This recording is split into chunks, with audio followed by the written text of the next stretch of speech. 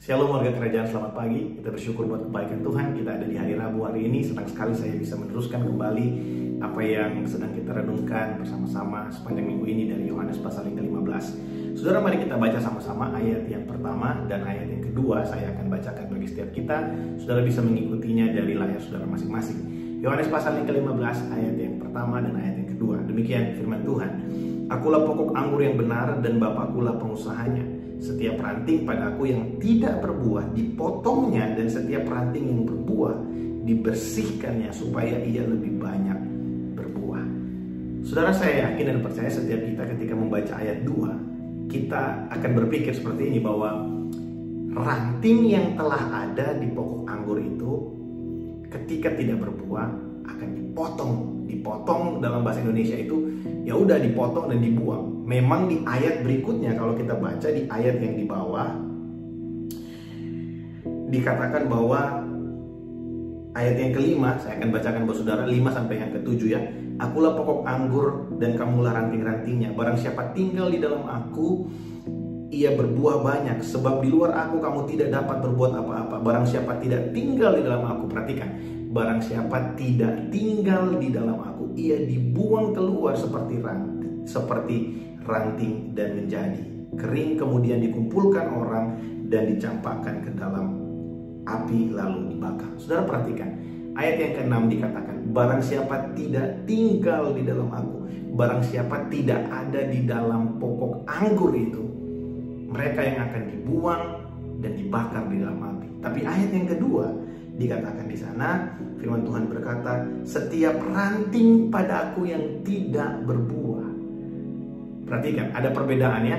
Yang tadi ranting yang tidak di dalam pokok anggur, yang ini yang di ayat 2, ranting yang ada di dalam pokok anggur tapi mereka tidak berbuah, ranting-ranting yang tidak berbuah. Dikatakan apa di sana? Dipotongnya. Saudara, kata dipotong kalau saudara baca dalam teks bahasa aslinya itu menggunakan kata airo.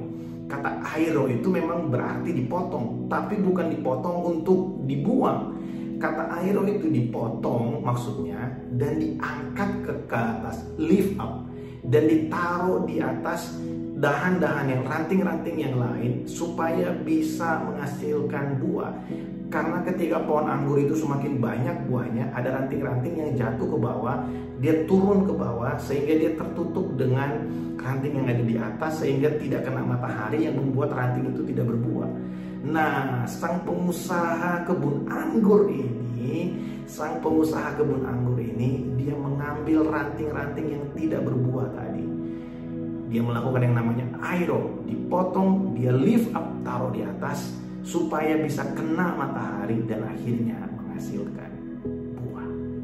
Saudara, seringkali kita suka berpikir bahwa Tuhan membuang kita, Tuhan melepaskan tangannya atas kita, Tuhan tidak memperhatikan kita lagi, Tuhan telah angkat tangan atas kehidupan kita. Saya mau kasih tahu buat saudara malam hari ini, pagi hari ini, buat setiap kita, bahwa Tuhan yang telah meletakkan kita di dalam pokok anggur itu, Dia tidak akan pernah membiarkan milik kepunyaannya itu dilempar ke dalam api. Dia tidak akan pernah membiarkan apa yang telah Dia taruh di situ. Tentu Dia punya tujuan kenapa Dia menaruhnya di dalam pokok anggur. Saudara, tahukah saudara bahwa kehidupan saudara itu punya tujuan? Bukan tanpa tujuan saudara bisa mengenal Yesus. Bukan tanpa tujuan saudara bisa menerima keselamatan dari Allah. Kalau Tuhan yang panggil kita untuk mengenal Dia, Dia juga akan mempertahankan kehendaknya, rencananya supaya terjadi dalam kehidupan kita. Saudara, kejatuhan manusia ke dalam dosa itu tidak terjadi satu kali seumur hidup kita. Kita akan mengalami kejatuhan berkali-kali. Bahkan ketika kita telah mengenal Tuhan, kita harus mengakui hal ini, bahwa kita masih sering melakukan kesalahan dan pelanggaran. Ada banyak kali dalam kehidupan kita, ketika kita berusaha untuk melakukan apa yang benar dengan kemampuan kita, disitulah kita mengalami yang namanya kegagalan. Kita jatuh berulang kali. Tetapi saya mau kasih tahu buat saudara, Tuhan yang memilih setiap kita, Dia datang buat kita dan Dia mengangkat kita.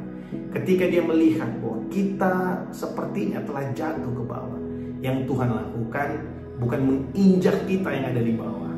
Dia ambil kita, Dia letakkan kita di atas supaya kita bisa kembali menghasilkan sesuatu yang baik. Saya senang sekali untuk bilang kalimat ini. Sering kali saya bilang ini, saudara. Setiap kali ada nafas yang baru setiap pagi, ada hari yang baru setiap pagi, bersyukurlah. Itu kesempatan yang Tuhan berikan untuk kita melakukan apa yang lebih baik dari kemarin. Selama masih ada hari yang baru, berarti kehidupan kita belum selesai. Selama masih ada hari yang baru, kita masih bisa hirup nafas, kehidupan kita belum selesai. Ingat, belum selesai.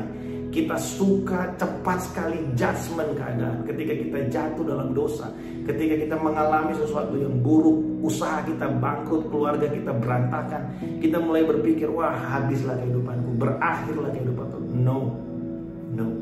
Selama masih ada hari yang baru, kehidupanmu belum selesai. Selalu Tuhan kasih kita kesempatan, selalu Tuhan kasih kita kemampuan untuk kita bisa menjadi lebih baik setiap hari, untuk kita berbuah setiap hari, menghasilkan sesuatu yang baik dalam kehidupan ini. Mari sadari hal itu.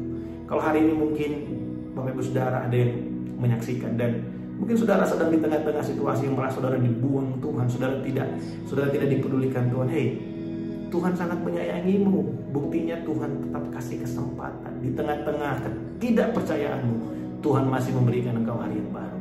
Bukankah Dia baik? Bukankah itu bukti Dia berikan engkau kesempatan untuk kembali kepadanya? Mari kita sadari hal itu.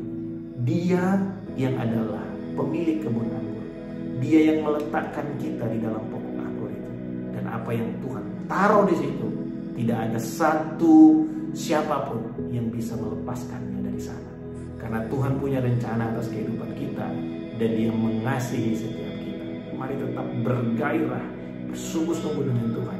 Kalau hari ini mungkin kita jauh, mari kita datang kembali kepada Tuhan. Saya percaya bahwa tangan kasih-Nya sanggup memulihkan keadaan saya dan saudara. Tuhan Yesus